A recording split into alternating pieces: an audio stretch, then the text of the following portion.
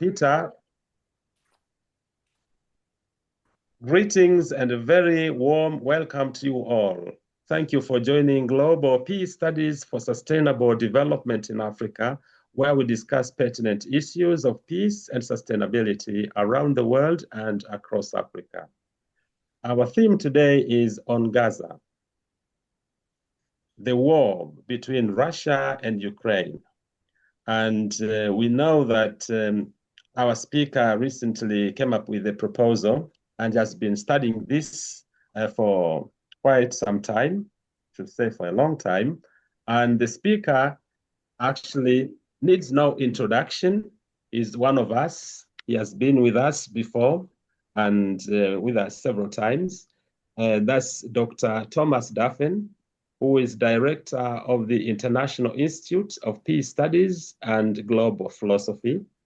He's also chair of the World Intellectuals Wisdom Forum. He's a poet, he's a philosopher, and many other things. I'm sure that we'll say a little bit more about himself. So it's really an honor and a pleasure having you, Thomas.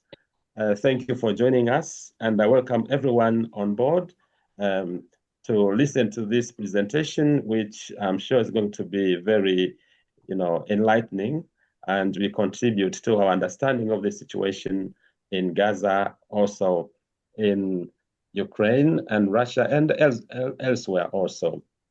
So, Thomas, you're welcome. Thank you very much indeed. Thank you very much. Greetings to everyone. So, can I share my screen? Can you give me that thing? I've got a written text, but it's just sort of notes. But I'm going to make it available so that people that like to see something can do that. Let's see if I can. Here we go. Yeah. And right, can you see that now? Yes. Yes, we can. It's coming. Okay. So look, I don't quite see the image yet. Right. Anyway, it's there. So the first thing is just a brief introduction. I've got about 18 points, and I've got about 3 minutes for each one. So that's the running time here. Yes, introduction. I'm a historian academically and have a degree in intellectual history and history of ideas, but I'm also a philosopher, and I've studied and taught philosophy for many years. So I come at this world crisis we're facing from a dual perspective. I'm also a father, and I'm wearing a scarf of my late daughter, Sophia, who just died tragically a few weeks ago. She was a poet and a musician, and so am I, a poet, and I run the International Delphic Academy. I believe the arts are important to peacemaking. I've been a teacher for many years, so I'm also an educator, as we all are, I think, on this call. I'm also very interested in spirituality and theology, and I've just finished some commentaries on the Gospels and on the Quran and other sacred scriptures. And I'm also a scientist. I believe that science is part of the solution to our problems. So I've worked with scientists in the UK, globally, in the World Intellectual Wisdom Forum that George kindly mentioned, and he's involved with. So I'm a polymath, if you want. Gosh, all these things are needed. I feel like Newton said, he's a child playing on the seashore, chucking pebbles in the ocean. All around us, the turbulence and chaos of ignorance is flourishing. So I've divided my talk into several paragraphs, and I'm going to address each one, maybe about 3 minutes each. Firstly, I want to talk about the tragedy of Ukraine and the narrative. What we have in these conflicts are dissonant narratives that are clashing. And this is a feature of nationalism, and just identity. We all have our narratives. Everyone on this call has our own life stories, life trajectories. We build up narratives. When we come into opposition with others who absolutely oppose our story and our narrative, that's where conflict arises. Ukraine has an extraordinary narrative. If you read histories of Ukraine, as I've done, it emerged as a sort of borderlands, as it was.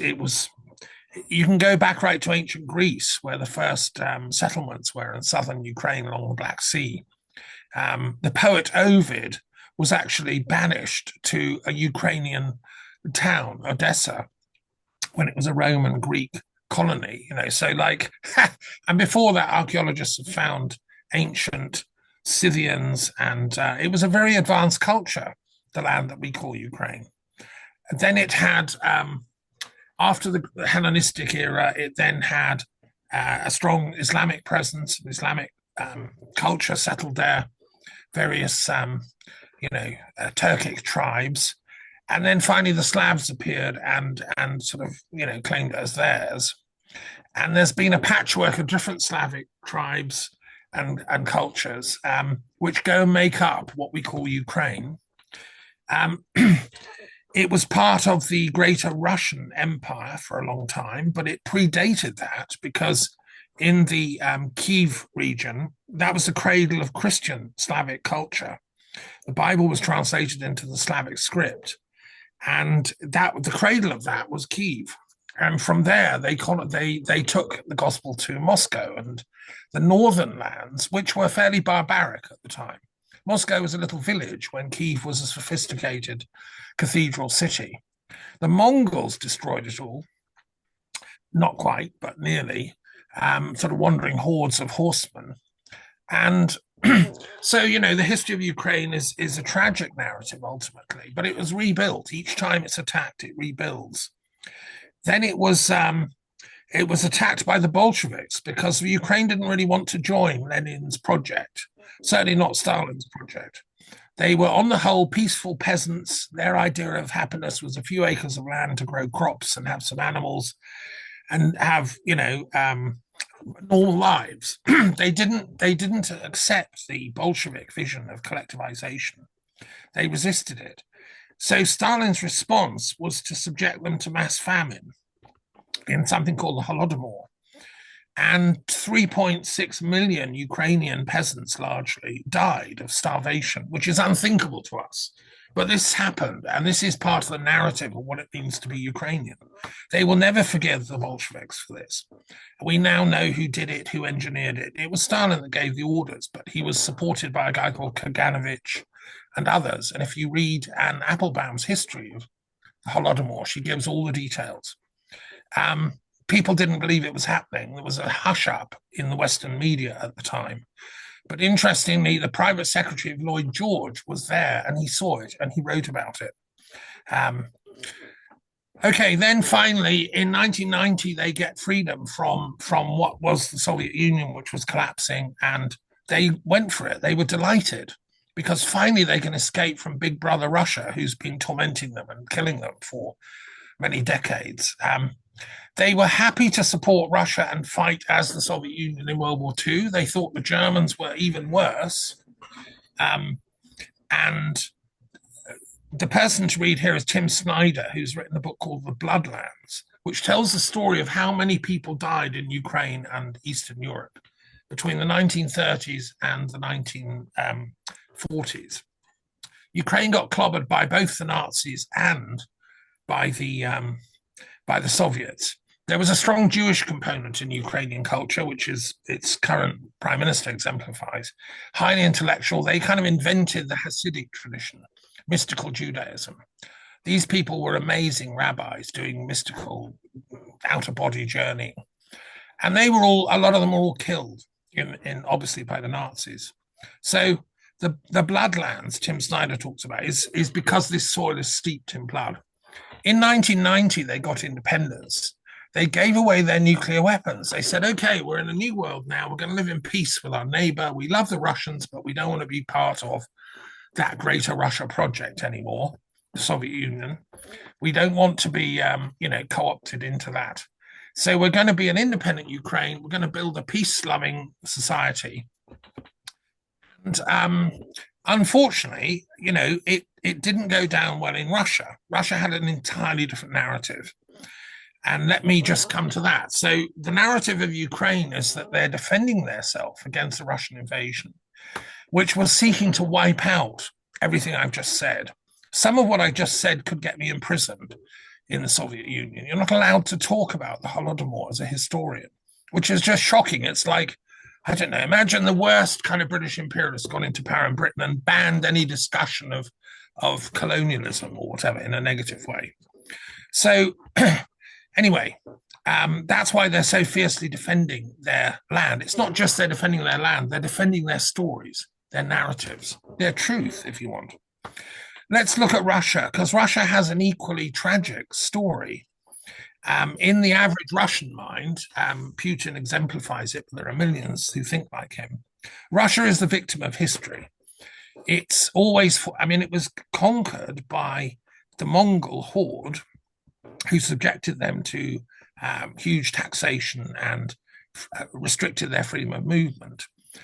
They got freedom from it, but then got a crazy Tsar called Ivan the Terrible, who enslaved the Russian people with terrorist tactics, who used torture to cement his power, crazy mind. He was a psychopath.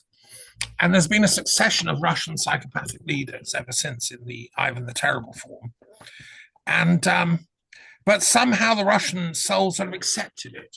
We need a strong leader, is the way they think, to save us. And so, the Tsars cemented their rulership in Russia, and they were always pretty fierce, pretty strict. The Russian socio-political system was one of a very small elite at the top, aristocrats who controlled everything. The mass of the people are serfs and peasants who scrabble for a living. An American journalist went to inspect the Tsarist prison camp at the end of the 19th century, a little known narrative, because we all think of Gulag prison camps, they're a Soviet invention. No, they were a Tsarist invention. And this guy got round them and wrote a book about it. And, mind-blowing. The Tsars were not nice people particularly. They were good at showcasing their aristocratic, elitism, but the Russian people were suffering. Okay, so they then, and they're sick of being pushed into wars by these Tsars, so they have a revolution. And it was a tragic, chaotic civil war led to. The Bolsheviks were unbelievably ruthless. They started the idea of rule by gun under Lenin, not just waiting for Stalin, but Lenin was lining people up and shooting them from almost day one. And vast numbers of people died on both sides. The White Russians were defeated, but the Bolsheviks, to defeat them, had to become really nasty. And so you got one of the nastiest of them all, a guy called Stalin, who did pogroms against his own people. If I had to read at university when I studied all this for history, the story of what Stalin did to the Russians is just mind-boggling. The number of deaths, the number of killings. I happen to have here a history book, the Black Book of Communism. If you don't know about this book, I haven't read it. It gives the body count of Russian Stalinism and so on, but also Cambodia and all the mass killing fields. So then the Russian people get independent. They get sort of freedom from that system in 1990. I was in Moscow in 1990, and I was elected coordinator of Philosophers of Peace. It was when Gorbachev was just in power, holding on by the skin of his teeth. And I just finished my history degree, which included Russian and East European history. And I'd just started on a PhD on the Cold War. And I found myself in the front lines of it all. The trouble, as you know, if you recall, a lot of the old Bolsheviks didn't accept Glasnost. They didn't accept Gorbachev. They tried to do a coup. Lines of tanks went into Moscow to try and bring back the old system, bring back Stalin. Fortunately, that was resisted by Yeltsin and the more liberal Russians who wanted a change. But a chap called Putin, who was the head of the KGB in Germany, East Germany, and who was sold to the old system of Stalinist control by secret service and torture and imprisonment and shooting, he went underground and resurfaced as the ruler of Russia, succeeding Yeltsin. Now this is a tragedy. I can't impress upon you how tragic this is. It's like I've just listened to a speech. There's a conference on in Oslo for the Nobel Prize laureates. Just listened to a speech by the Norwegian foreign minister who said, history doesn't repeat, but it rhymes. It's a very good phrase. So in Russian history, you get these rhymes all the time. And Putin becomes a sort of rhyme with Ivan the Terrible, with Peter the Great. The idea of the strong man who's going to save Russia. It's a propaganda exercise, but that's what Stalin did. And he's done it again. So, and then, of course, he arose out of the tragedy of imposed neoliberalism written about in the Shock Doctrine, where Russia was sort of creamed off by capitalist elites, largely American, for profit, without a thought to how will this impact the average Russian. The average Russian's salary went down. My academic friends suddenly couldn't afford to eat. They'd had prestigious jobs in the old Russia at the Institute of Philosophy and stuff. Now they're starving on the street. Capitalism hit Russia like a kind of tsunami of ignorance in its worst form. So Putin responded with, yeah, we don't want that. We're going to have crony capitalism. I'll run it. It'll be me and my mates, and we will make sure you all have enough to eat. And the average Russian said, okay, we'll vote for that. The trouble was that Putinist, neo-Stalinist narrative also involved foreign warfare.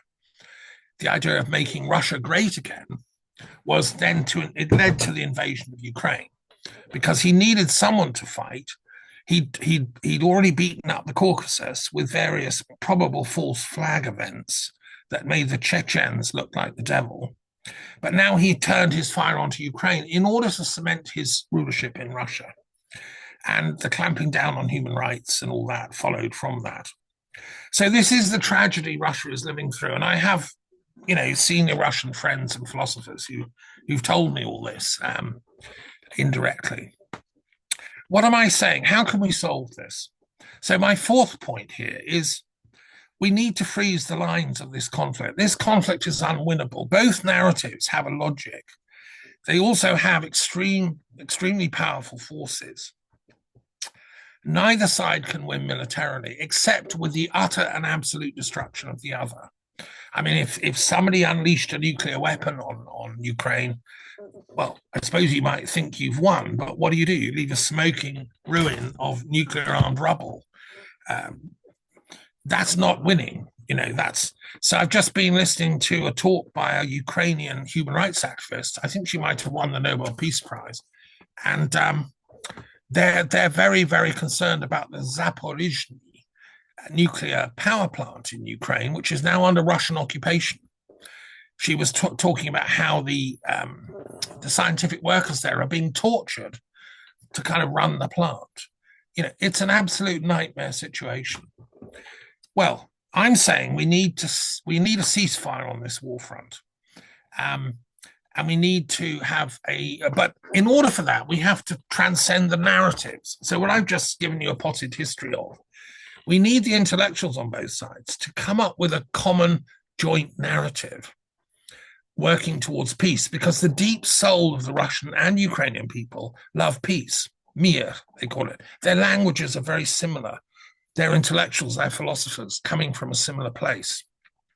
It's not beyond the bounds of possibility that we can work with them to come up with a common narrative for peace.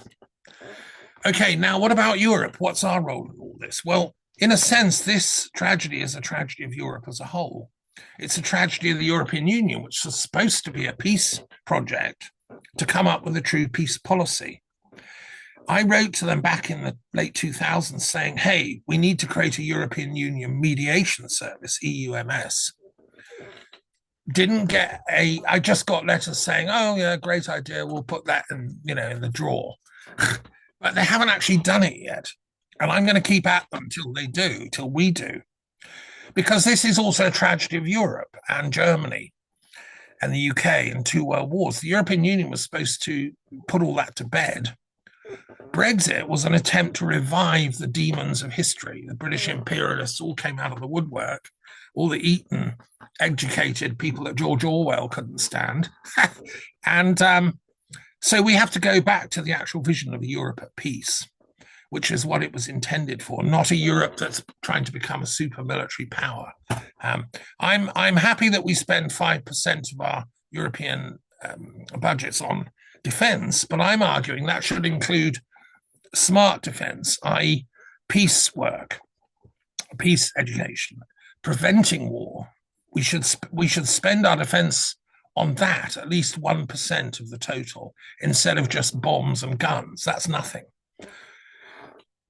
What about America? That comes into this story because America, of course, has been, involved in 2 world wars. It's been involved in the Cold War. It's been, many people blame America for everything. I think the problem with America is it has superpower status. It has more bombs and guns than anybody else, more guns per head of population than any other state in world history. But it's never really integrated that with psychological maturity as a people. So it becomes an easy prey to what you can call, in a nutshell, demonic forces. And things like 9/11, the Epstein case, Trumpism, all these things are just recurring nightmares to the American psyche. I have a question, which is, America started as a philo-Semitic project. Let's all live together in brotherhood. Let's all be, jolly good Freemasons, all being liberal, as in Thomas Jefferson. How did that morph into becoming anti-Palestinianism? When I look at American intellectuals now, they've polarized, and so yes, it's great to be anti-Semitic, but how did that morph into becoming anti-Islamic? Islam was a Semitic project. It was Muhammad is a Semite. Palestinians are Semite. So how does anti-Semitism suddenly become anti-Islamism and pro-militarized Zionism? There's some deep soul searching on the part of the American mind, I think. I think my critique of America is, I've traveled around a lot and talked to people and, given lectures, but I think there's a lack of critical thinking and historical awareness in mainstream American culture. There are pockets of highly intelligent people, both on the West Coast and the East Coast, and maybe a bit in Colorado, but in between, there's an awful lot of people with very lack of critical thinking and historical awareness. There's a lack of philosophy and religious studies in schools, for instance, just to take one example. So morality, ethics is not inculcated into the American child. There's instead a simplistic anti-intellectualism or a know-nothing ideology. Anti-Europeanism is part of that. I actually sum this up as just anti-ism. The American mind has morphed into something that's just anti-everything. And Trump, Doge, and Elon Musk are the absolute pinnacle of anti-ism because they turn it on themselves. They're anti their own government. They're going to destructure the entirety of what we all thought America stood for. Well, this is just mad. This is like a psychopathology that's happened. So that's the tragedy of the Americas in a nutshell. And of course, there's the tragedy of Canada as a Canadian. We have to deal with all this on our southern border. Okay, let me shift now to the Middle East. The tragedy of Palestine. Gosh, I'm listening to a very good book, a talking book on the history of Palestine at the moment, a 4,000-year history. Most people don't realize Palestine has a history, and it actually, there were 3 Palestines, Palestina, in the whole Byzantine world. It had a very advanced school of theology in Caesarea Maritima. It had a history in the time of Herod the Great, when he was the ruler there. Advanced blending of Hellenistic culture with Hebrew culture. He was an Idumean, which is a form of Arab. Palestine has a rich and incredible history. And then when the Ottomans turned up and Islam came, some of the most important Islamic theologians were from Gaza.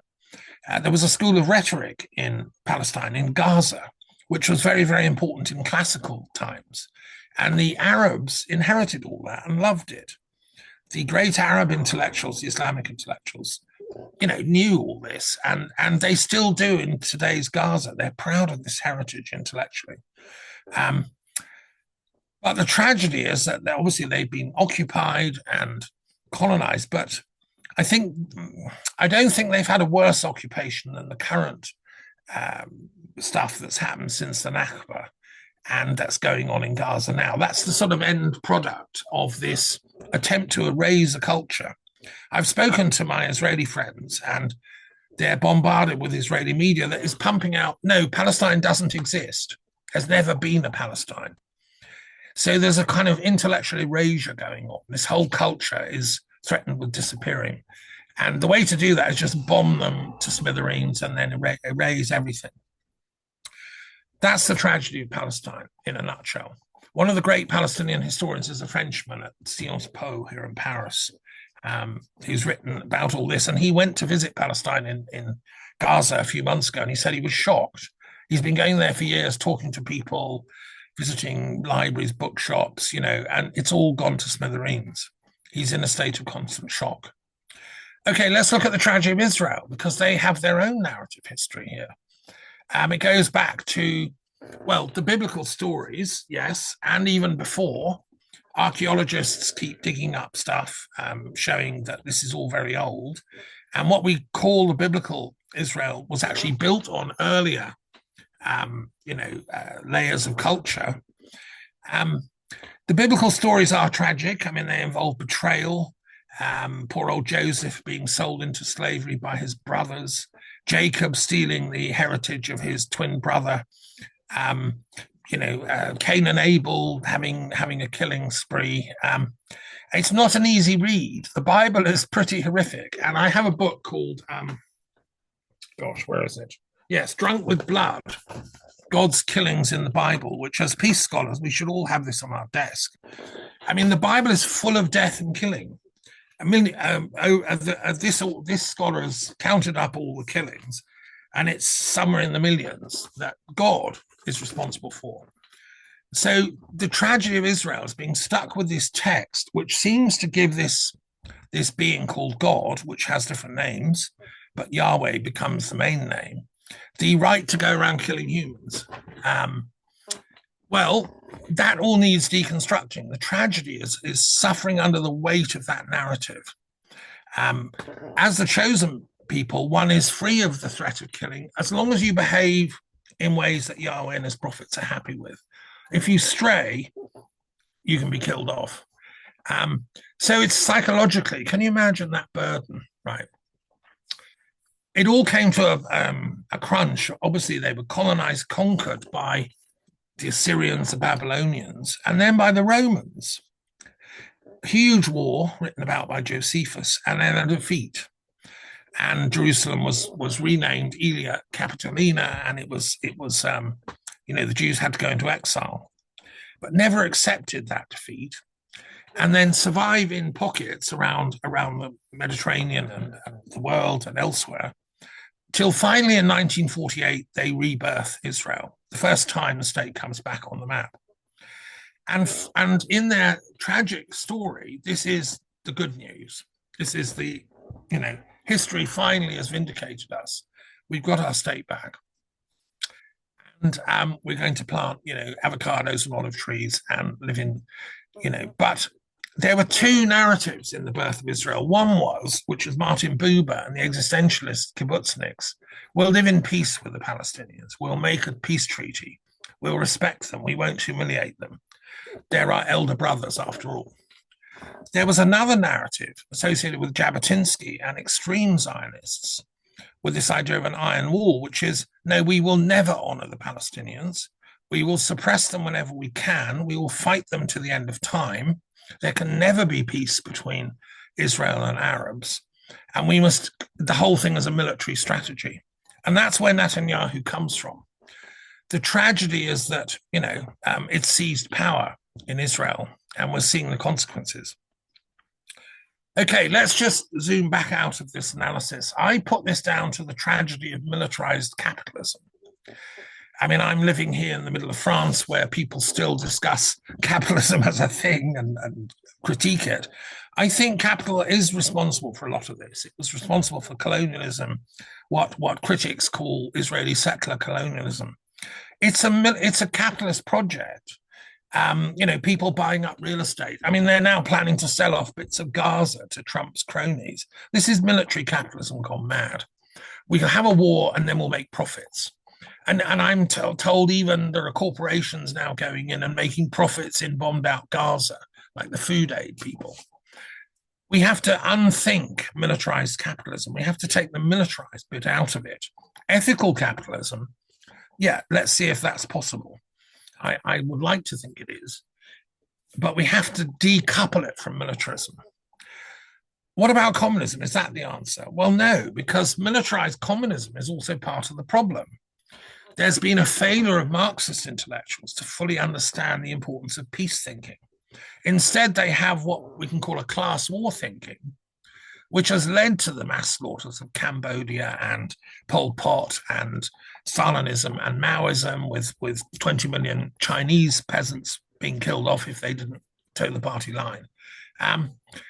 So I'm doing a detailed critique of Das Kapital, pointing out to Marx's complete silence about peace. He never discusses peace. He was once invited to a peace conference by Victor Hugo in Geneva, and he wrote back a rude letter saying, "No, I'm not coming. I don't believe in peace. It's a pipe dream. I believe in war and victory to the working classes. I believe in revolution and war, and we will win." That tells you where Marx is coming from, and we can see that in the pages of history. So we have to be aware that militarized communism is also part of the problem we're facing. And I would say that both militarized capitalism and, to some extent, militarized communism, the logic of war leads directly and ultimately to genocide. And what is genocide? It's the absolute denial of the other. You don't have a right to exist, so I'm going to exterminate you. This is the thinking in the Holocaust, World War II, but also in Rwanda, Bosnia, and now it's going on in Gaza. It's unbelievable to me that the Jewish people, who I was brought up to believe are the moral conscience of the world, gave birth to Christianity, and Islam, are now committing genocide. But it is the case. Okay, so texts can be found to justify that behavior. Homer's Trojan War is a story of genocide. The Greeks are legitimated to go and kill the Trojans because they stole my woman. And there is a tradition in classical times of what they called ravaging warfare. Ravaging warfare is when you capture the city and you kill all the males and you rape all the women. And that was a common practice in the classical world of Greece, which I discovered going to a conference of American classical scholars recently. A guy did a paper about all this. Horrific. It was also done by the Assyrian and Babylonians in their culture, and they invented crucifixion. That was their brilliant idea. Torture the enemy, put them on a cross. It's also there in the biblical narratives. So, Drunk with Blood exposes the biblical narratives, but this isn't unusual. It was part of the ancient world. Your God would always justify you killing the others. So that biblical justification of extermination and the slaughter, for instance, of all Egyptian firstborn children, which is still celebrated every Passover, becomes a founding text of this Zionist tradition, and that is a problem for peace scholarship. And the later triumphalist narratives of Israel's wars. I mean, the IDF. Are fed this story that this is okay. We're slaughtering Amalek's children. Go and do it, lads. And then I've given here, I'm happy to share this. These are the wars which Israel's fought since it came into being. Tragically, the original Zionist dream was a sort of socialist utopian peace project, ended up a militarized, let's conquer all our neighbors project. Now, my Israeli friends say, Thomas, they always attack us first, and so we're just doing self-defense. Well, it's not always absolutely true, and also the circumstances, need to be analysed in detail. But my view is nobody should be attacking anyone, and then it doesn't arise who attacks first, because we just don't attack, and we divert our intellectual resources to peace building and peacemaking. So here's the list of all the wars. I mean, Israel has become an armed camp for military, militarized capitalism. And that is a tragedy. As someone that is philo-Semitic and loves both Arabs and Israelis, I desperately want to stop this nonsense. And then we've got, in this year, we've had attacks on Iran, Lebanon, Syria, as if that's okay. That's our right to do that. Well, I think Netanyahu should be in a psychiatric hospital, in fact. And this is what I call the tragedy of Zionism. It started as an experiment in applied idealism. It's now ended up as an experiment in applied militarist realism and capitalist realism, which is a phrase used by a British scholar, Mark Fisher. If you don't know this book, Capitalist Realism, read it. He taught at Goldsmiths, which is where my PhD supervisor is a psychologist. You know, it's like you can't question the logic of capitalism because it's all it is. However, coming to the good news, there are voices of dissent inside Israel. Now, the former chiefs of security apparatus, military and intelligence people, former prime ministers, they're all saying, Netanyahu, enough is enough. Calm down. Ehud Olmert, who was prime minister from 2006 to 9, has said that it needs to be mass civil disobedience in Israel. They need to get 2 million people on the streets protesting this nonsense. And I believe that, you know, that is... I had a friend come around my peace museum here who is part of a group called Standing Together, which is protesting in Jerusalem of Israelis, Palestinians, Muslims, Jews, Christians, secularists, everyone just saying enough is enough. Let's stand together. That's what we need. So I'm saying Canada, France, and the UK all recognizing Palestine isn't enough just as a sort of theatrical thing. What it should involve is also recognizing the Israeli moderates, the Israeli peace movement, and alternative voices. So instead of absolutely demonizing all of Israel and all Israelis, or all Jews, you know, wherever, or demonizing all Palestinians, no, it also means recognizing the moderates on both sides, the Palestinian peace movement, Palestinian liberation theologians like Dimitri Raheb, a friend of mine, and those in Gaza. Many of them tragically have been killed, but there are still many left. So really, what I'm hoping Canada, France, and UK can do by recognizing Palestine is to deconstruct these tragedies. Of course, what does Netanyahu do? He says, oh, well, you know, oh dear, I'm going to occupy all of Gaza before September. I'm just going to reclaim it all. And he's backed by these people, Itamar Ben-Gvir, Bezalel, Smotrich, and so on. These people are crazy, in my opinion. They're the extreme wing of militarized Zionism. And the problem is, and this is our work as scholars, is to show them, these extreme Zionists, that they're misreading their scripts and they're misreading them selectively. They're ignoring the 2,000 years of history after the Bible was closed. I mean, lots happened since then. For instance, there's the entirety of Christianity. And it was a reaction against militarized Judaism in the day. Jesus was a peace activist, effectively, and his early disciples were all pacifists. And then so was Islam. It was another protest and a peace mission. If you ignore all that and you seek to erase that from history, then you can be like a Smotrich and just destroy Gaza. Well, I don't go down that route. What I'm saying is we have to recognize the, now this is where I put forward a name to it, the long-term solution to the crisis we're facing in both the Ukraine and Israel-Gaza problem is what I call the Solomon option. Solomon is a revered prophet and king who represented wisdom. Many of the best books in the Bible are by or about Solomon. Jesus is always quoting him. So is Muhammad. And so are the ancient prophets. I'm saying if we take the Solomon option, we apply wisdom, intercultural reconciliation, and education for peace to these conflicts. Instead of doing the Samson option, which is what the world seems to be doing, which is a military doctrine in the Israeli army, which is you don't let anyone capture anyone, you just kill everyone, including Israelis. The Samson option is you bring the whole building down rather than concede an inch. And that's kind of what MAD is, the current nuclear doctrine of humanity. If you attack me with nuclear weapons, I'll destroy you entirely with nuclear weapons. And I just heard the Norwegian and Swedish foreign ministers saying we have to grow out of MAD, mutually assured destruction, and move to mutually assured survival, MAS. That's the Swedish former prime minister, who's the chair of SIPRI. So the Solomon option is how we can do it.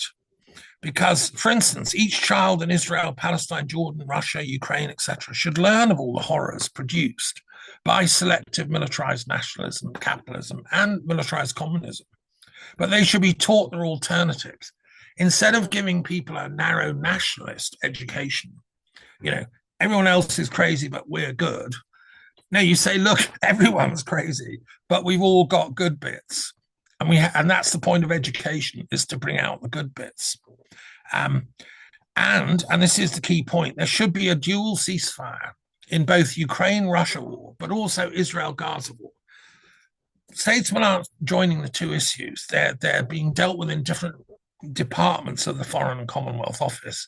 I'm saying, no, let's have a peace-building department that does both simultaneously. We need to talk to Russians, Ukrainians, Israelis, Palestinians, Jordanians, Americans, French, British, etc., and get an overall peace package to deal with both these conflicts simultaneously.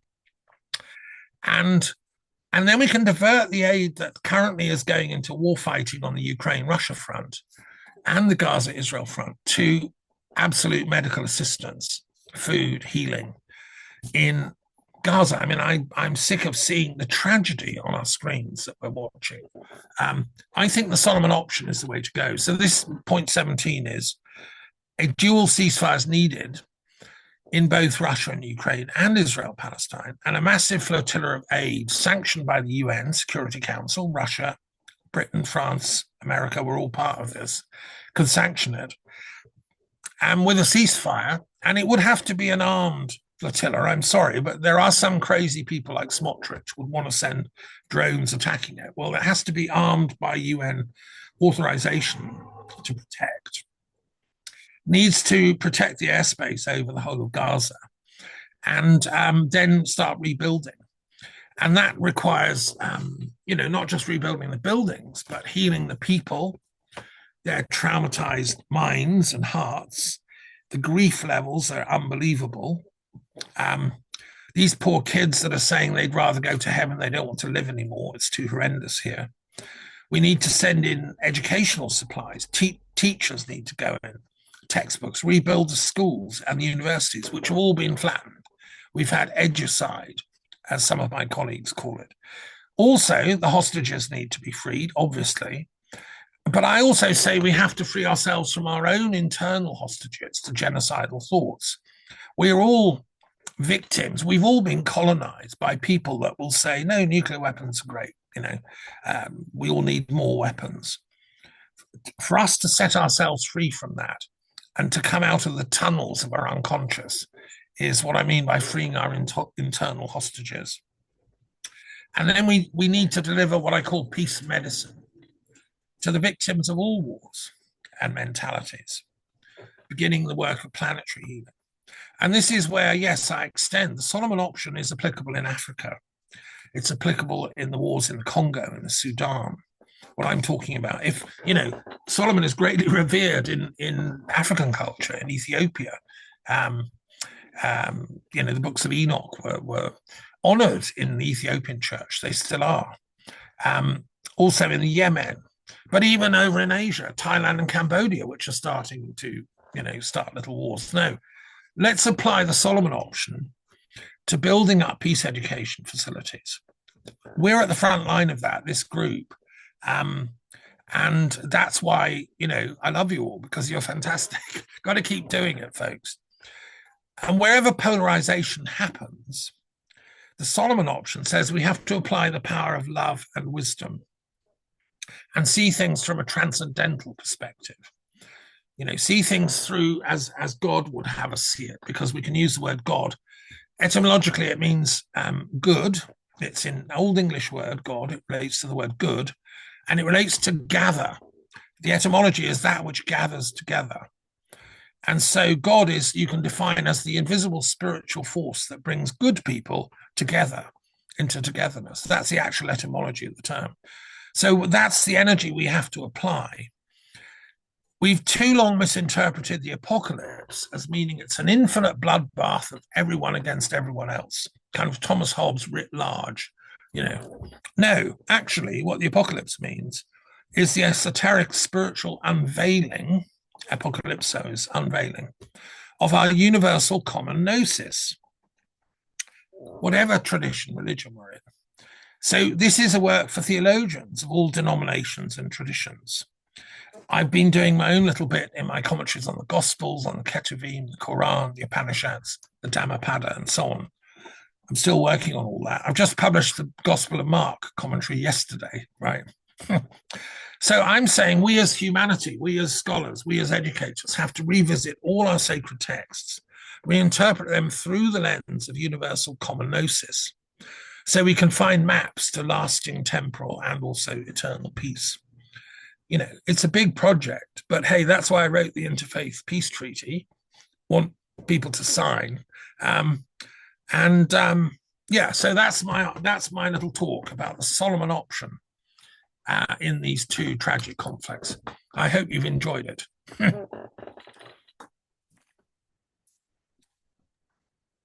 Thank you. Thank you very much indeed, Thomas, for this exciting presentation. And you've taken us through history, and I like this Solomon option, and this is the way to go. Now, I would like to ask people on this call for questions or comments. You are welcome to share your own experience. I'll stop sharing the screen. Yes. Excellent. Yeah, I can see Dasu. Stephen, you're welcome.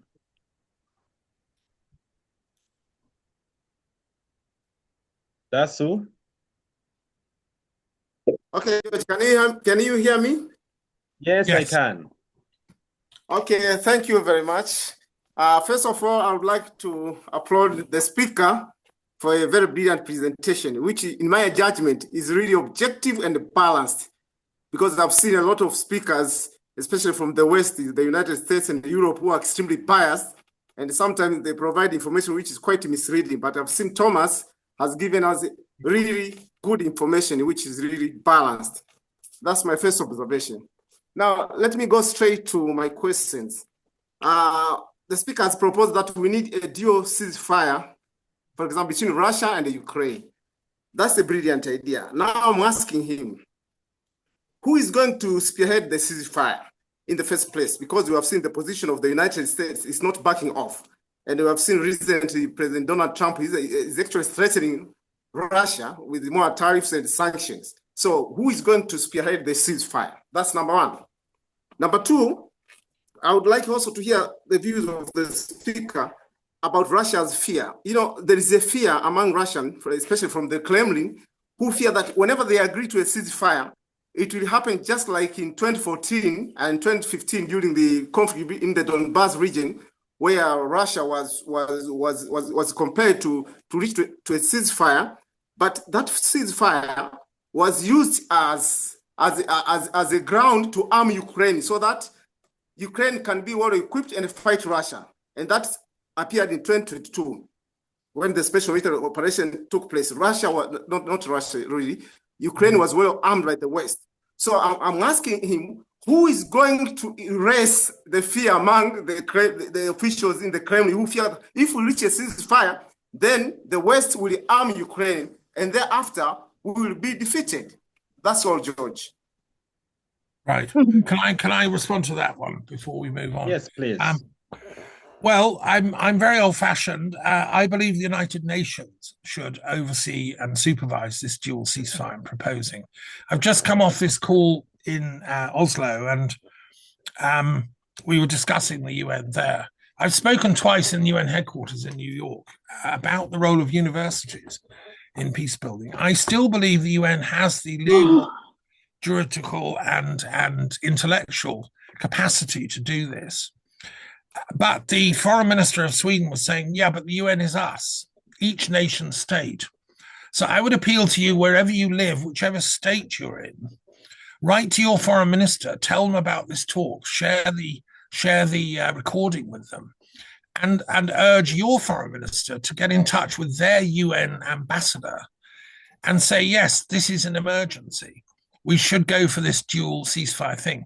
You see, coming from Africa, let's say South Africa, which took the genocide case against Israel, let's say South Africa, Ethiopia, Algeria, Tanzania, whatever, and an alliance of African states took this idea of the Solomon option and said, we're sick of your wars in Europe. We're sick of all this nonsense, and we're sick of the Middle East wars. You've got to make peace. Sorry, we have Solomon's crown down here in Ethiopia or whatever.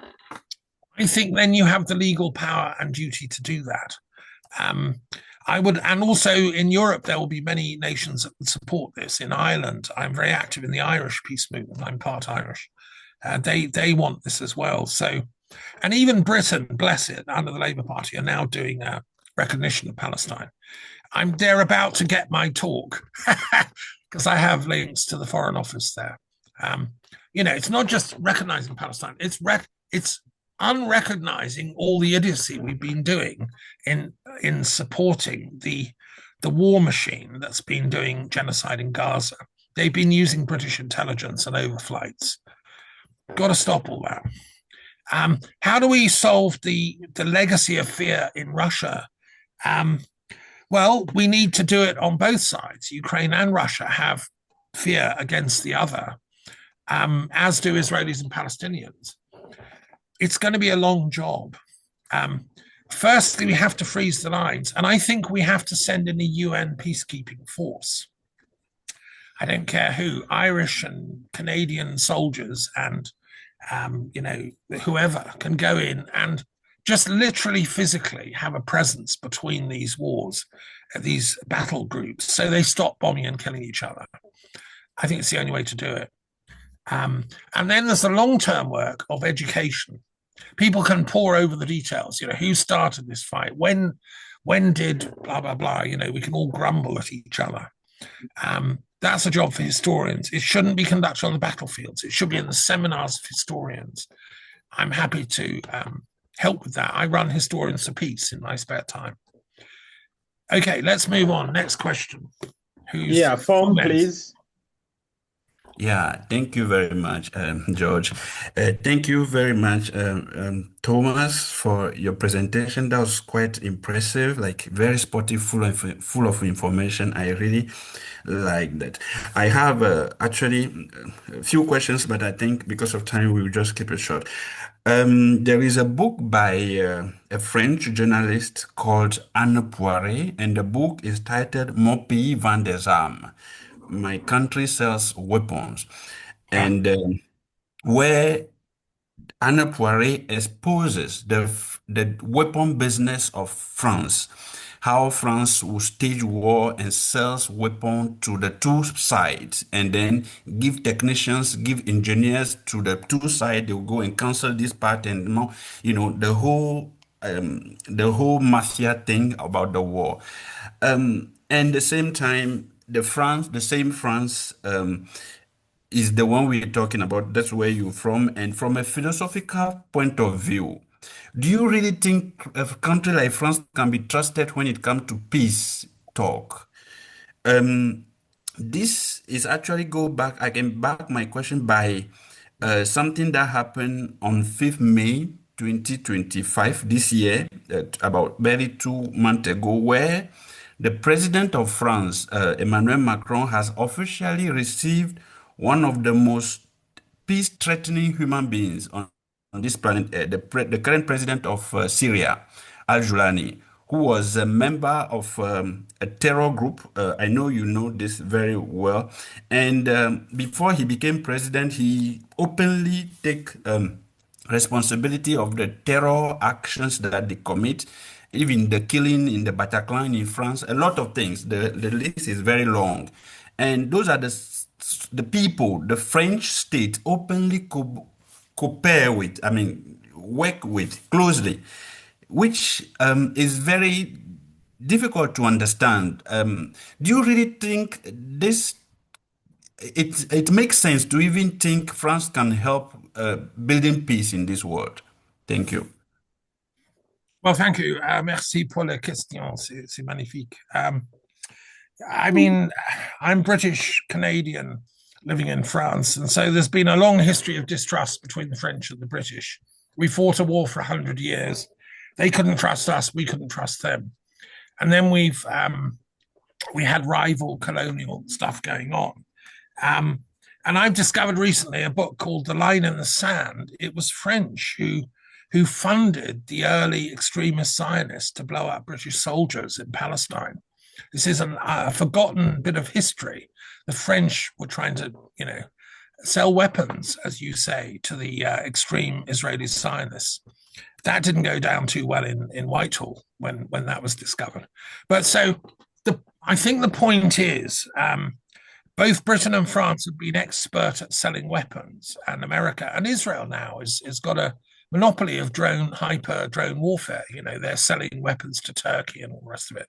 And the sort of spyware, cyberware is the new front line of warfare. Israel's got the market here. What I'm saying is we have, as humanity, whether we're French, British, Israeli, whatever, Ethiopian, Tanzanian, to up our game, use our incredible intellect that we've got, and which is going at the moment into weapons creation and selling, into peace marketing. We can invent new types of technology that can make peace possible.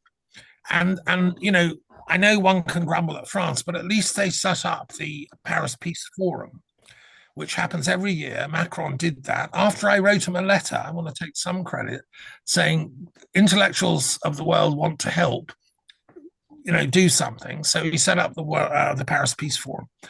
And here you have all the big tech companies coming and talking about peace. I think that's the way to go. Does it mean, I love where you're coming from about we shouldn't talk to dictators and so on. But the trouble is that that's not how the real world works. Diplomacy is dependent on us being able to talk to the really horrible guys, but in a polite way. That's what diplomacy is. I set up Philosophers for Peace back in the 80s with John Francis Phipps, whose father was Sir Eric Phipps, who was the British ambassador to Hitler's Germany. He had to go and talk to Hitler and his generals. It didn't mean he liked them, but that's diplomacy. And I think it's important if we start saying, well, I'm not going to talk to them because they're the wrong party, or they're too right wing or too left wing. Diplomacy falls to pieces. I think it is a good invention. We should keep it, but we should also talk to the good guys. And that's kind of what I was saying in this talk. We should talk to the peace movement in Israel and Palestine. And our diplomacy should be embracing that much more than just supporting and talking to the bad guys. Anyway, big topic. Thank you, Fomez. Can we move on to Simon Mary? He's up on my screen. Oh, yes, please. Thank you very much, Thomas. I really enjoyed your presentation. I would like to talk. I live in the United States, so although I'm Nigerian American, so I'll talk from my location. Okay. First of all, I'm curious to hear more about Buba, because Buba is one of my interlocutors in my work, about his take on Zionism, because the way Zionism is presented today presents Buba to be like a clown or a fool, but that's not Buba. Buba was on a different level of thinking. So I'm glad that you were able to nuance him a bit, but I wanted to hear more. But that said, there's another aspect I would like to bring up, which I was thinking you were going to bring up as well. The notion of the cultural order, the othering of the other within the cultural lens. And also, it also plays itself within the racial narrative as well. And then before I even land on that comment, let me just give a tangential comment as well. My interactions with Palestinians and Israelis over the years, and interestingly enough, among the young ones, because I lived in Los Angeles, where you have a lot of Palestinians as well, and also Israelis. I noticed a type of trauma that I have never seen before. When you broach this type of conversation about what's going on there, they start screaming. They can't even articulate themselves. I was shocked when I saw that. It has happened over the board and over the years that I have interacted with them. So I've stopped bringing up this type of conversations with them, because I'm like, okay, I don't know what's going on with these people, the type of education they're receiving.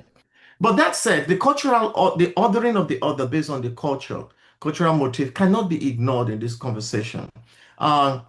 Israelis now see themselves as Europeans, as white Europeans, white culture, and all that stuff. The Palestinians or the Arabs are the barbarians. Even within the context of Europe, you still see Ukrainians want to identify with Western European culture, and the Russians historically are seen as the outsider, and so on. And yet comes Western Europe, America, North America, United States, with its own cultural hegemonies and biases, racial biases, that it has been held captive by. So playing into these whole dynamics. I love your Solomon option. I think it can work. I've seen it work because I was in Sarajevo, Bosnia Herzegovina, some years ago for a meeting, and I saw how the dating accord, peace accord, was able to, it's not a perfect peace accord, but yet was able to help bring a type of workable peace. So that can be done. But I don't know how we can address this cultural ordering because it's so deep ingrained in the narrative of Western Europe as it pertains to Russia.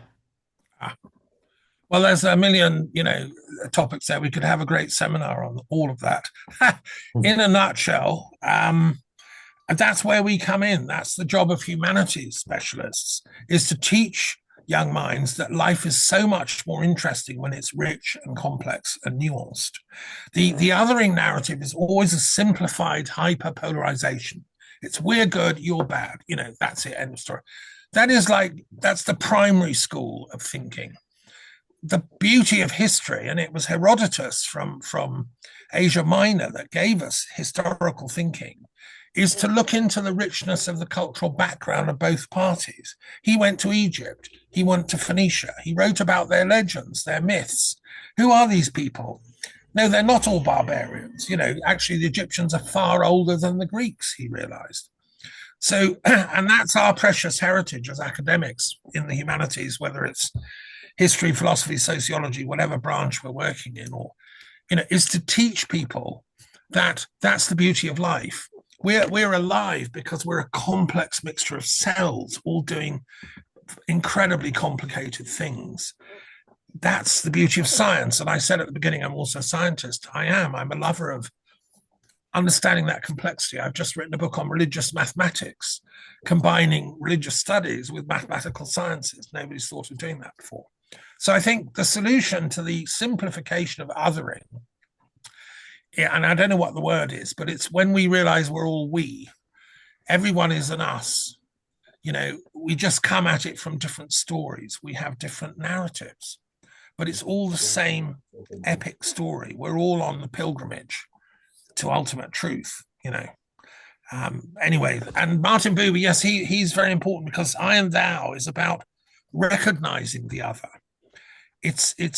That's why he was against the oversimplification of Zionism. He wanted to recognize that God speaks through the other. God is another, actually. So that it's not all about me and my narrative. It's about your narrative.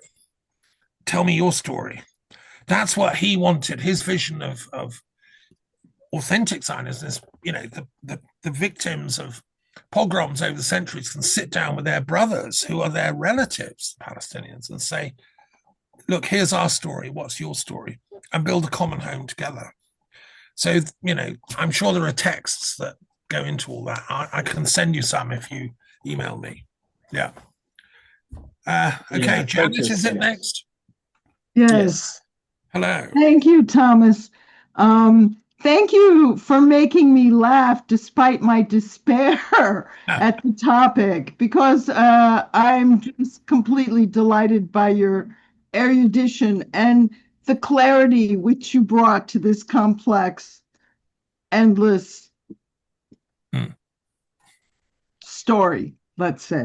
The point I wanted to ask you about is ethical capitalism, and I just want to say a few things first. So, first of all, Leo Roston, the Jewish humorist, said, "He who hits first has run out of ideas."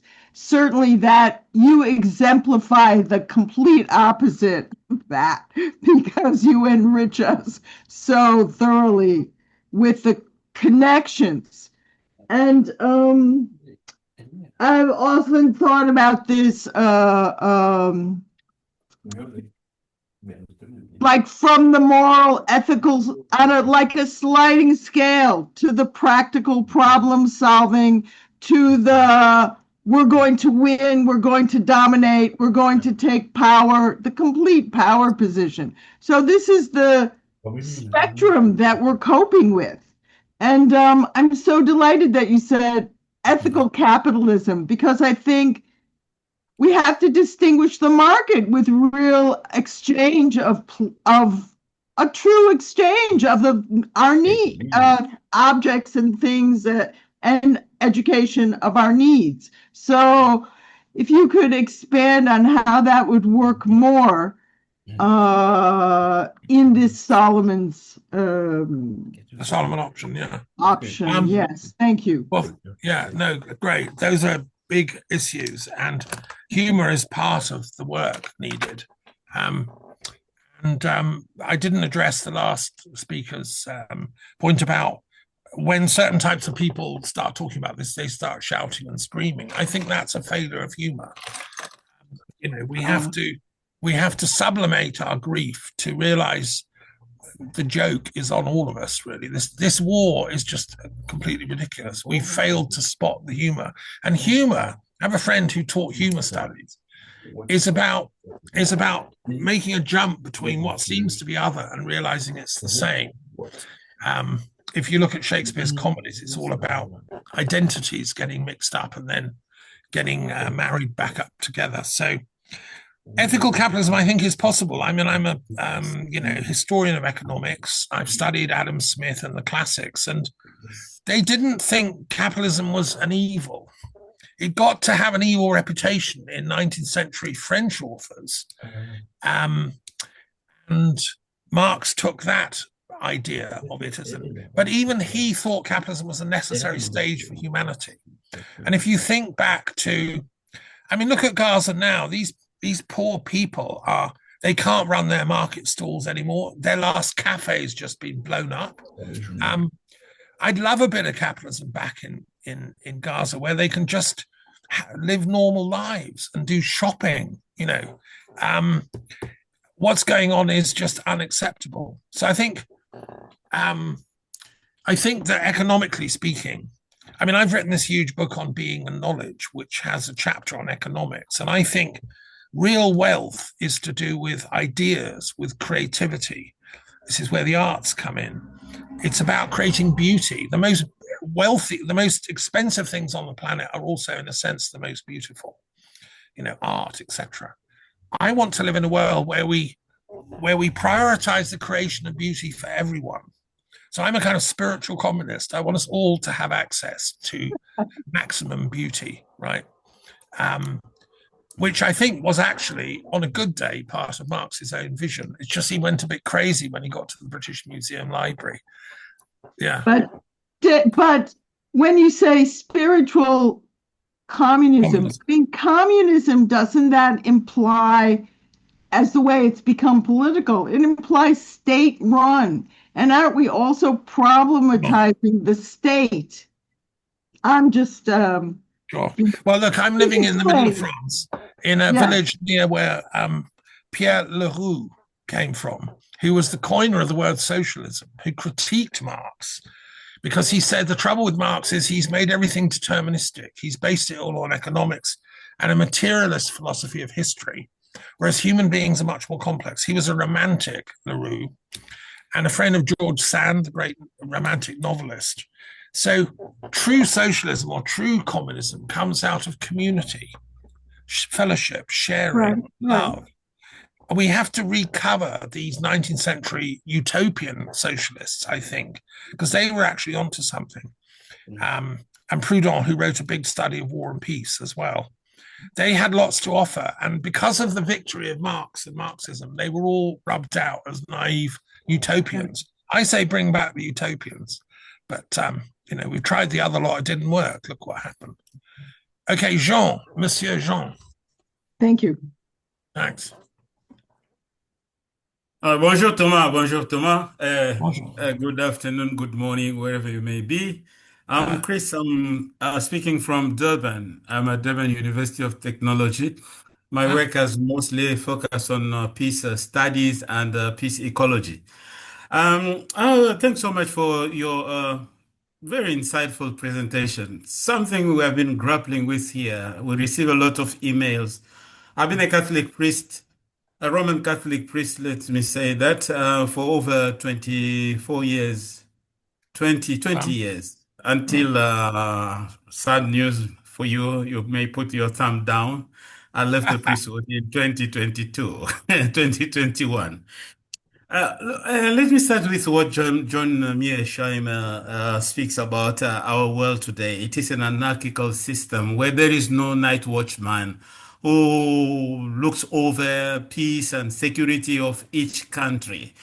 And as a result, many countries have to resort to self-defense sustainability, and even some trying to get nuclear weapon as a deterrent so that they can remain safe in the world where their neighbors are looking at them and they're trying to get parts of their countries. If you see what's happening in Iraq, in Ukraine, what's happening in Congo with Rwanda, what has happened to Syria, and then it becomes very difficult that we cannot build a peace from on the front line of war. So maybe the best way of waging a war would be on ethical and religious fronts, because many countries are not so military capable to defend themselves, like Gaza, against such a powerful, muscled country like Israel. And where is the church? We have Abrahamic religions. There are three. We have Christians, we have Jews, and Islam. And if you take, I think, 2.4 billion of Christians and 15 million of Muslims. And if the 2 billions of Christians, let's say the Judeo-Christian tradition, Christians and Jews, can stand against what we are saying and work from pulpits and denounce what is happening, I think there could be some change. They could change their people's mindset, but that is not happening. It is only the Islam religion that is fighting for a Palestinian. Why is the church silent, Thomas? Well, okay. No, the church isn't silent. I mean, I'm speaking out here. I believe in the invisible church, which Hegel talked of, the church of all true believers, doesn't have formal buildings and walls. I think we, that's us on this call, are the invisible church, and it's up to us. And I also think the intellectuals of the world are the night watchmen. I don't agree with Mearsheimer that nobody's, having an overview. No, it's us that have that overview. Authentic intellectuals that are aware of what's going on, and if, as Rabbi Hillel said, if not now, when, and if not us, who? So there's a bit of my talk I left off, but it's in the recording I did, an emergency broadcast, which I can send you all, where I talk about the role of the churches in this plan. What I want, I've been to the Vatican, I've sat in the College of Cardinals as an interfaith leader. I believe the church could endorse what I've proposed, a joint ceasefire in the two spheres, combat spheres. This is entirely in thinking with what the Catholic Church has been doing, and also all the other Christian churches. But also I want the Islamic intellectual leaders to endorse what I've been talking about, and the Jewish intellectuals, the rabbis. I've known many rabbis who I think would support what I've said. So I want it to be not just, the political realists who run the foreign offices of the world, they'll be the last to come to the table. But I think the spiritual intellectuals of the world would realize that what I'm saying actually is objectively feasible, morally clear, and ethically urgent. So I was just, if you've got any former friends in your, in the hierarchical system of the church, let's get this on the Pope's desk, please, by tomorrow. Let's get him. Yeah, thank you. Just let me amend what I said. I think the Pope has spoken quite openly against the suffering that we see in Gaza, but that is not enough. There should be coming from him or from the grassroots, and really, it needs really a movement that will transform the mindset of both Jews and Christians to join the Muslims to fight, because this is not a matter of religion. This is the matter of humanity, that humanity that is destroyed and killed, that is just unbearable, unpalatable. Thank you so much, Thomas. Thank you so much. Thank you. Thank you. We'll continue another time. Important. Evelyn, I think you were up next. Are you there? Yes. Thank you very much. Like everyone else, I'm overwhelmed by your presentation and the Solomon option, which is so simple and yet so complex, and I thank you for that. I was struck, well, first of all, I'd like to bring in a personal note. What an amazing credit and tribute you are to your daughter for continuing with the presentation, and I'm so sorry. Anyway, sorry. No, it's re-energized me, because if I'm feeling grief, which I am, think of that tens of thousands manifold, going on in Gaza, the poor parents and fathers grieving for their kids and the children grieving for their parents. That's what I'm trying to stop. I'm sick of a world where 50,000 people a day are dying from needless causes, war, suicide, etc., etc. I don't want to live in a world surrounded by grief. I want to live in a world surrounded by joyism, which is a word I've coined with my daughter. Wonderful. What I was going to ask is, I was really struck by your comment, othering is the primary school of thinking.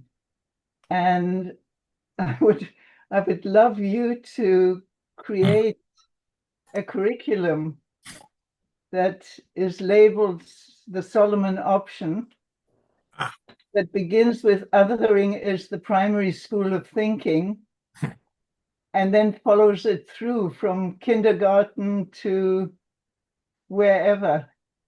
So that would be... Well, I mean, I'm happy to take the challenge. I am a teacher.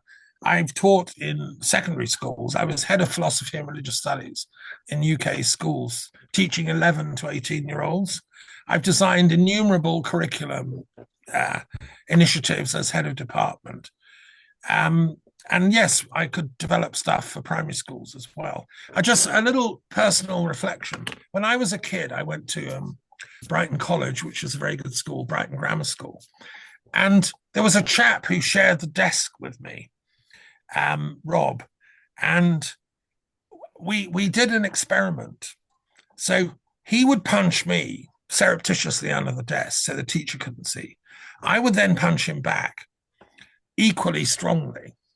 He would then punch me back, and I'd punch him back. And this could go on for like 5 minutes during a lesson, 10 minutes. And eventually it would increase, so the punches would get harder. And neither of us would back down. I wouldn't let him have the last punch. I had to punch him back. And he wouldn't then let me have the last punch. He had to punch me back. Eventually we worked out a logic. We stopped punching and shook hands. Made a pax, which is what a pax means, right?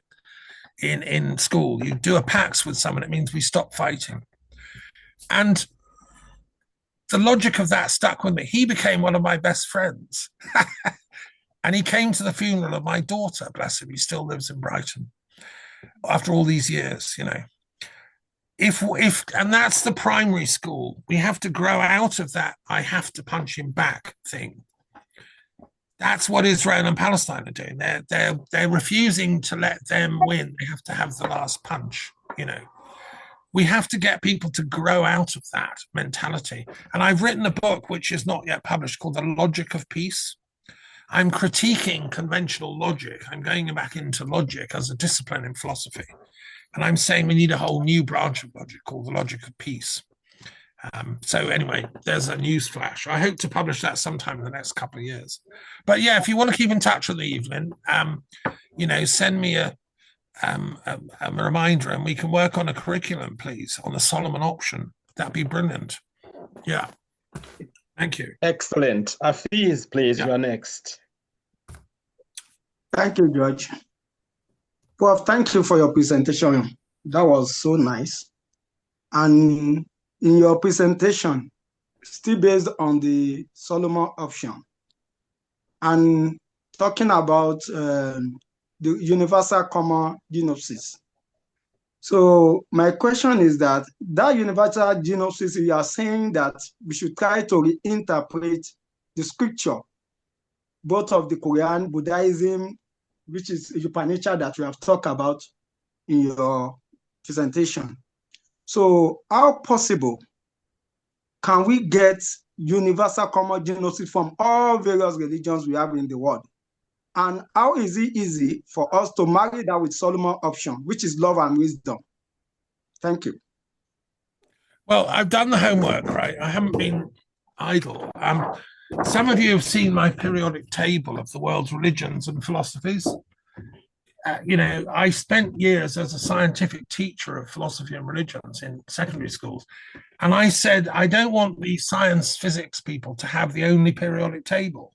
So I created one for us, which is all the religions. So Islam are the green ones, Shintoism, Hinduism, Buddhism, all the different forms of primal or pagan religions, all the Christianities are the blue. And I don't believe anyone is spiritually literate till they understand and have mastered the table. It's available. It's got a website. You can use it in schools. Teachers can use. I used to use this in classes. And I've used it in my philosophy club, which I record once a week. So the universal common gnosis that I'm talking about is the wisdom element of them all. The pink ones, by the way, are the Chinese, Confucianists, Taoists, the different forms of schools of Buddhism. And the Jewish ones are coming down here, the different Hasids and Kabbalists. You see, there's wisdom in them all, but we're not taught them. We don't realize that the other tradition, like Sufism, is just as amazing as the Kabbalah is in Israel. Why can't they learn about each other's wisdom? It's not a threat to learn that the other guy has an amazing wisdom tradition. It actually augments one's own. Because when you realize how wise the other is, you yourself become wiser. That's the Solomon option, is to study all of this table, appreciate it, learn it. And I've it's my humble offering to you all. Use it. If you email me, I'll send you a PDF of it, or you can buy it as a poster, which you can put up in your classroom or your seminar room, just like the periodic table of the world's chemical elements. Perhaps you can put the link in the chat. Yeah, I'm sure we can put a link to it. Send it as a follow-up. Yeah. Richard, you are next. Oh, did I cut you short? Richard, please go ahead, and then Mwalim Kibiswa. Okay, thank you so much. Today, I've been treated actually, and I think that would be good thing for me. Thank you so much, Dr. Thomas. It's a nice note with what is it? Filled with minds of different ethical levels. I think as the peace builder, we need to periodically analyze your presentation and then see what we can bring out of it. So mine is not a question, but to thank you and then have sympathy with it. Thank you. Thank you. Well, I run Philosophers for Peace and Historians for Peace. So if you want to get involved, help me actualize some of the things I pointed out. Just get in touch, join this community of. I work with Fichte's saying thinking is also an activity. Other people walk up and down the streets holding banners saying, end the war, ban the bomb. I work in the library, in the seminar room. Thinking is also an activity. So please help, get involved. Yeah. Right, Professor now Bess.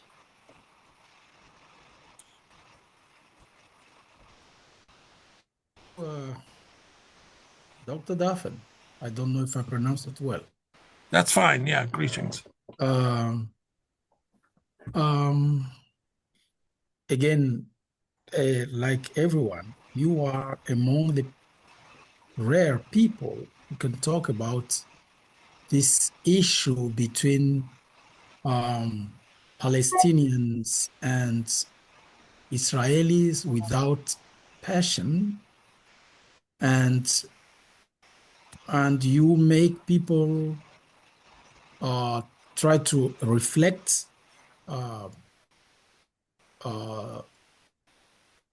in it without passion. Thank you very much. And the other thing I love is that you are among the rare people in the West who, while talking about conflicts, at least mentioning Congo and Rwanda conflicts, because that's a forgotten conflict, and that is one of the reasons I say, okay, even if what has been signed is not good, at least it's now brought publicly, not the way it was done before, publicly at the White House, and I invite Congolese who are now Americans to try to get involved so that they can try to change at least the course of things, because what is written in the agreement is pro-Rwanda, totally pro-Rwanda, not pro-Congo. So I have just a reflection. If I look at what is happening between Gaza and Israel, Gaza has no army. There is no an army. And Israelis are in Gaza. I'm wondering myself, where are those hostages held? Where are they? Because Netanyahu controls the whole Gaza. Where are those hostages? Well, I think they're in the tunnels underground. I mean, they haven't captured all the tunnels. Yeah. So how can this happen for a powerful nation like Israel that cannot take them where they are? And to finish, if you look at things that what we call ultra nationalists in French, Sure. are those who hold everyone hostage in this conflict. And I give you this, my thought is, we have been taught many times that democracy is the solution for everyone. When I see Congo is in democratic process, Rwanda is not. But Rwanda is supported by the West that brought us into democracy. My point is, in reality, a disciplined or disciplined minorities organized are those who are leading nations, the world, and communities. I don't know if you have something to say about that. Well, I think, those are all important points. I mean, there's no peace on planet Earth without peace in Africa. So that's why I'm so glad George and others have set this important seminar up. And we shouldn't forget the conflicts of Africa. And after all, if you study anthropology, as I've done, we are all Africans. on one level. The question of the specifics of those particular conflicts you mentioned, I mean, that's where cultural diplomacy comes in, and realizing that these lines that have been drawn all over Africa called nations, I mean, the people are older than those lines, and the people can decide to make peace when they want. And I'm a great believer in indigenous African philosophy, and we've heard some speakers at this webinar before about that.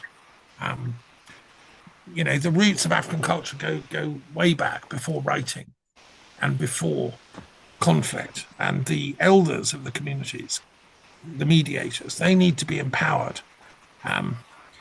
So that's all very important stuff. Yeah, thank you. Donna, Thank you I so think much. yeah. Yes, Donna, go ahead.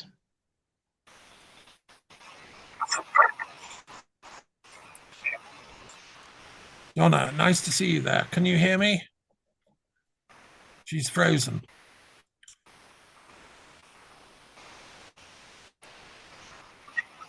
And I'm raising a Yes, question. please When go I hear ahead, me- Donna. We can hear you. Yes. Oh, this is Donna. Is it okay for me to speak? Oh, okay.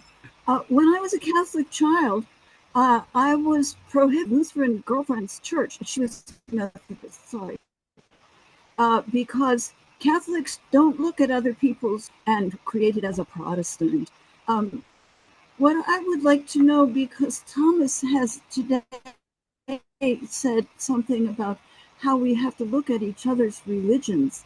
Has the church changed since I was 14 years old? And or did somebody lie to me? Was I given false information? Or is there between what children are told and what adults can know? How did that happen? Yeah, so the answer to all those questions is probably yes, Donna. I once traveled on a bus with Archbishop Angelo Fernandez, who was the Catholic Archbishop of New Delhi, and he was in charge of the Southern group at Vatican II. And him and I had a fantastic conversation when I was Secretary General of the World Conference on Religion and Peace. He ran the Catholic Schools Association for many years, which is the umbrella of all Catholic schools, so probably where you were taught. Everything I've said on this call would be, I'm sure, utterly understood by authentic Catholics. Now, the word Catholic means simply universalist. Katholikos in Greek, it's a Greek word, means universal. I think you've gathered from my talk, I'm a universal thinker. I'm calling for a universal common gnosis. I'm taking the idea of Catholicism, but then I'm applying it universally to all humanity and saying there's that universal tendency in all our traditions. Confucius says the same. Lao Tzu said the same. Buddha said the same. Merlin in the Druid world of the Celts said the same. You know, the greatest thinkers were all universalists, like Emerson or Thoreau in American philosophy. It's time for the universalists of the planet, i.e. the genuine Catholics, to come together and stand up and say enough is enough is enough. You know, we will not tolerate these, these ignoramuses and Sophiaphobes from ruining our beloved planet. Sophiaphobia is the fear of wisdom, the hatred of wisdom, which is a medical condition. People like Netanyahu and Putin and others, and Trump, you know, they hate wisdom. So they try and crush it. So, but no, thank you. Donna, yes, we're all part of the invisible church. That was how Hegel explained it. I'm with him. But yeah, bless you. Thank you very much indeed, Thomas, for this brilliant presentation. And yes, I can only invite you once again, whenever you have time. I know you are with us, but you're also very busy with so many other, tasks and appointments. But it's really has been really wonderful having you once again at Global Peace Studies for Sustainable Development in Africa. And I thank everybody on this call let's keep this, you know, well, Solomon option, you know, moving. Thank you very much indeed, and see you on Wednesday if you have time. Thank you all, George, and everyone for inviting me. It's fun. Now I better get back to work. Thank you. Okay.